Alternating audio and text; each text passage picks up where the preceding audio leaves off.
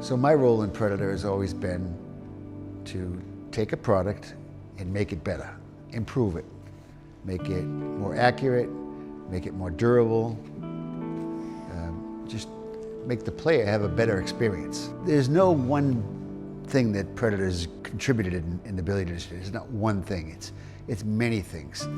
You know, so for example, when we first started, Predator was working on their 4th patent. And since then, we have over 35 patents we've applied for.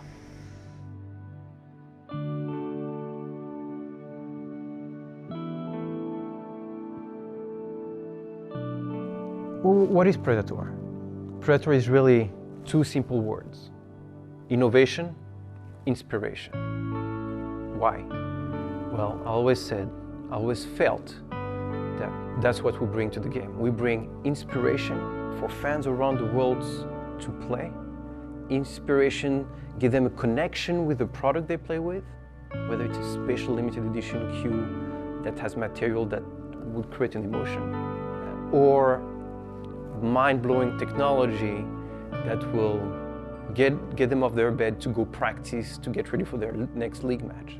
I'd formed a small company selling cue care products, which was a leather burnisher, a towel container, and an alcohol wipe to wipe your shaft. The problem was I sold a ton of them, but I never got any repeat orders, and I found I had to do something different. So I was looking.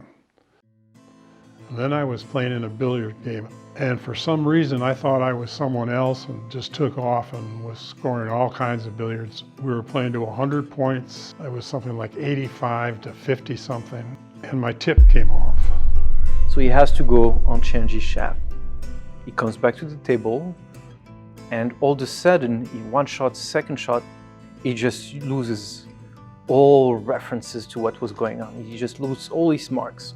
So he couldn't make a point anymore. 13 millimeter ivory ferroed shaft, and I could not make a ball. I could not, it just was all over the place. And the reason, or what happened, is that he realized, oh, that shaft is different than this one.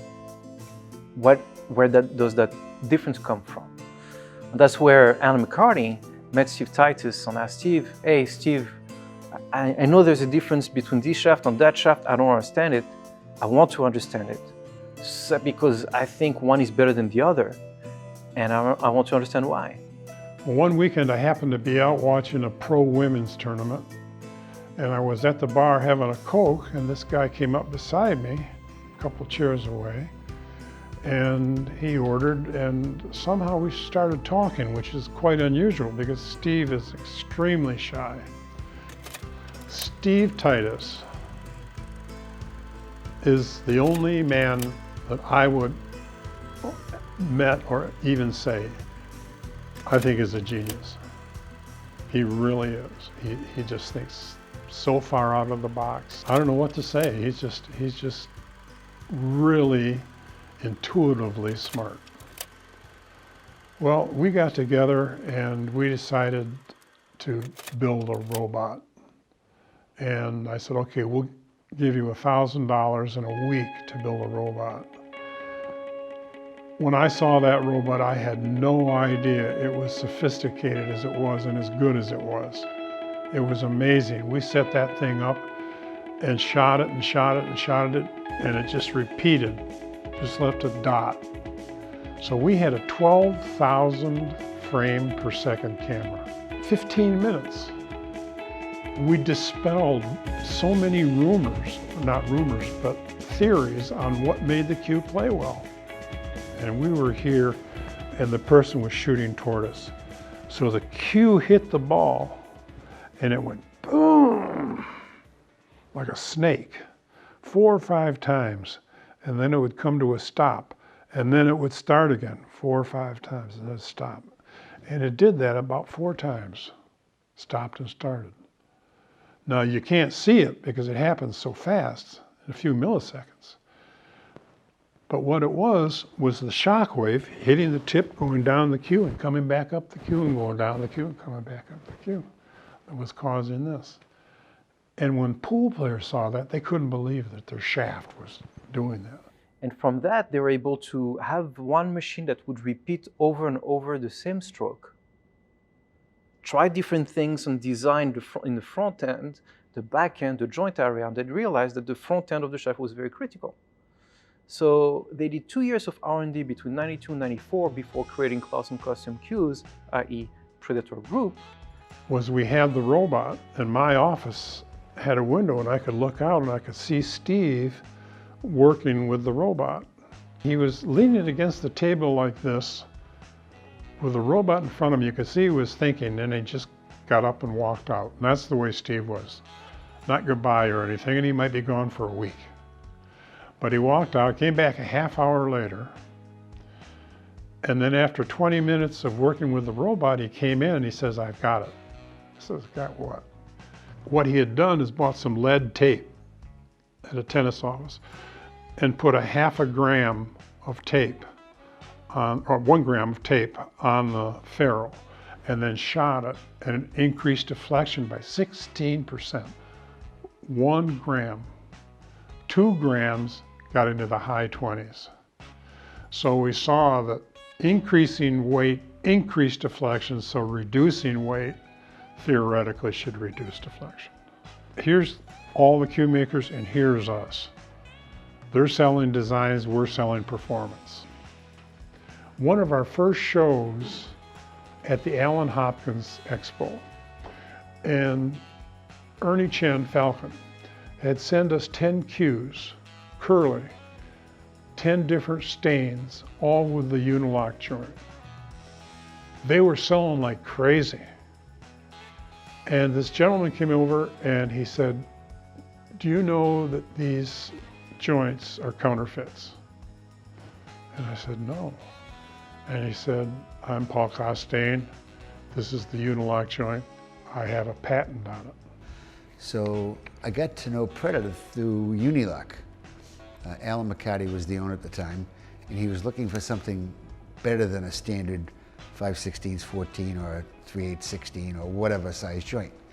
So what Unilock afforded him was the interchangeability between shaft and butt that still to this day is #1 in that field. It was also quicker to put together, and that's something you gain for free. The fact that it's one turn makes no difference to me. It's the way that they're mounted, and any shaft will fit on any other cue, which makes it a lot simpler. And that never happened before. If you bought a shaft, it was always, you could feel the edge somewhere. It was never symmetrical. The key component to accuracy was weight to stiffness ratio. But so much of that was achievable through wood. So they created 314, the first generation. Then we went on and created 314-2, and then we went on with Paul creating 314-3, and finally REVO came to birth because it was allowing us to take it to the next level. REVO, for me, is 25 years of work, hard work. 25 years of exploration. For me, is connecting the dream of many people I met through my career. Alan, Steve, Paul. It was a big bet, REVO, a big investment for a small company like ours. I felt even in the early 90s that, pool shafts should be made from carbon fiber. Wood just wasn't the material, because if you left them in the wrong environment, they would be warped, and carbon fiber would be unaffected by that. Who would want to take a shaft that takes a chance of warping, denting, getting dirty, and is less accurate than this? So if you're just starting out in the industry, you'd automatically pick carbon fiber. Why would you pick the inferior material? And wood just doesn't have a perfect memory. I've seen wood that you can take and do that to. And I've seen shafts and they vary, 30, 40% as far as the elasticity and the weight and the density and just all kinds of things. All wood is different, i.e. the success of REVO. So I guess I started, aside from Predator, with a golf shaft one time before I even met Predator. In parallel, Steve Titus and Alan McCarty were working on shafts. This is actually one of the models they developed 25 years ago. And it's a working model. It's nothing like REVO. It's very sticky. And there were a lot of problems to still solve. And then next generation came out like in 99, 2000, and a little better, but they still had issues with the finish and trying to get it straight, because back in those days when you take the carbon fiber off the mandrel, there was stress built up in here, and so the shaft would do that, and you'd have a warped shaft. And it wasn't repeatable. I remember when we used to work with, I tried the first composite shaft back in 1997. First black shaft, and didn't play that well. I remember when we worked with the top golf companies to try to figure out how to make a carbon shaft, they found it too difficult. And I remember when we worked with Porsche Design on Porsche Engineering, you know, they're in Troy and the south of LA, and that was an awesome experience. Even looking at our shaft on the finite element analysis, kind of on a monitor, seeing how it interacted against the ball, and it was really cool, but that did not work. We kind of gave up on the suppliers kind of gave up on us, and we dropped the project. And then, I guess it has to be 5 or 6 years ago, I thought about putting an assembly of carbon fiber. So this is this piece, epoxy to this piece, epoxy to that piece, and put it inside a wooden shaft. You kind of see that, that's what it looks like. And I thought that would be beautiful. It would give us nice straightness, stiffness. That was kind of a disappointment, because that took me, to develop this whole thing was a year of my life. And everything I tried to make it work wouldn't work. So the next thing was to try to make it out of carbon fiber. When Paul picked back up that project a few years back, said, "No, Kramer, I want to give it another crack at it." And told him, "Well, how much budget do you need?" He said, "Let me figure it out as you go. As I go, I'll tell you." And he sent me a few shafts. I tried a few shots, and he came back one day and showed me the version that you see today in world championships and such. I was wowed. So yes, it's a great achievement. The Predator experience with design is to create fun. You look at league players, how we help people connect around the game, playing together, teasing each other, talking about their cue designs to each other. Why do I like this cue more than the other? You can see an evolution in my design, but I had probably 50 black and white designs where I cut them out and I tacked them on the board. Anytime I saw something unique that I thought might fit on a cue, I copied it.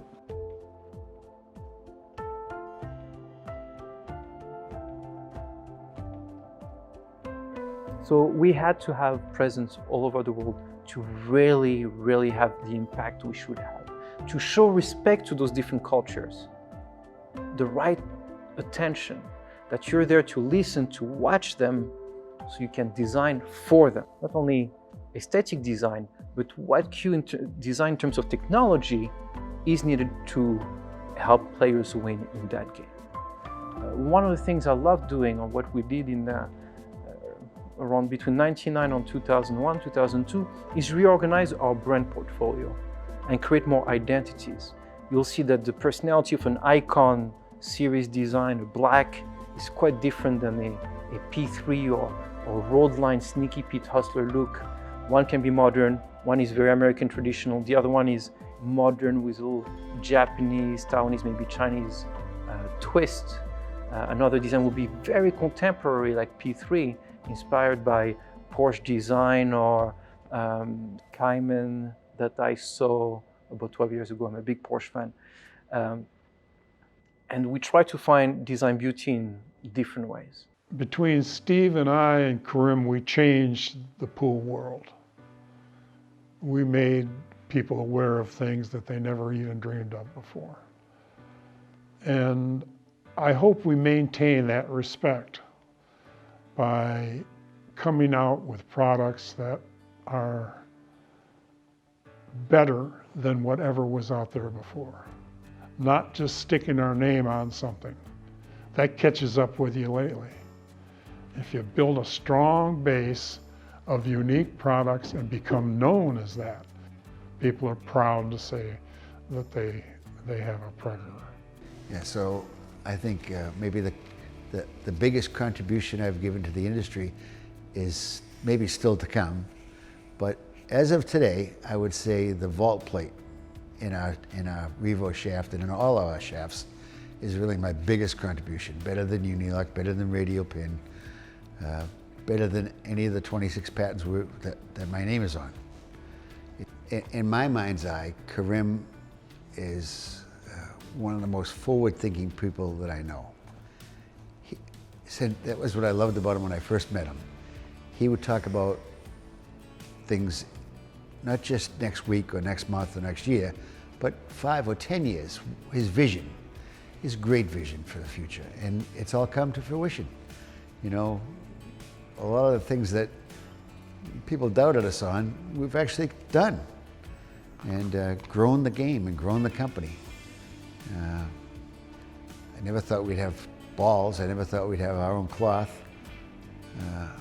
Never envisioned actually getting carbon fiber to work. All the things we've come up with, really it's his vision that's brought it. He inspires me to come up with good things. He'll challenge me. He's real good at that. Special guy. I never met anybody like Karim in my life. He's very unique, good guy. Paul's legacy is going to be, I think Paul thinks that his legacy will be REVO and his contribution to the sport, bringing REVO to life. But I think his real, in my opinion, his real contribution or legacy will be Predator. It's part of his DNA, is part of Predator's DNA. And that's his true legacy. We innovate in ways and inspire, not only through product, I mentioned experience. We want to tell a story. We want to share our passion for that product we design. We want to share what we think that the game means to us and can mean to you. Make sure we set a path for the future that makes sense. I don't want the game to remain just relevant, but what we're designing in terms of a model is we want this game to help people have more fun, help people to learn to focus. Take a break from your iPhone, connect with your friend, enjoy that camaraderie around the pool table, hang out with your grandfather, your mom, and everybody can play pool. But it requires some discipline, some focus, right? And do it with a cool cue that you feel a connection with. That's what Predator is about, innovation, inspiration.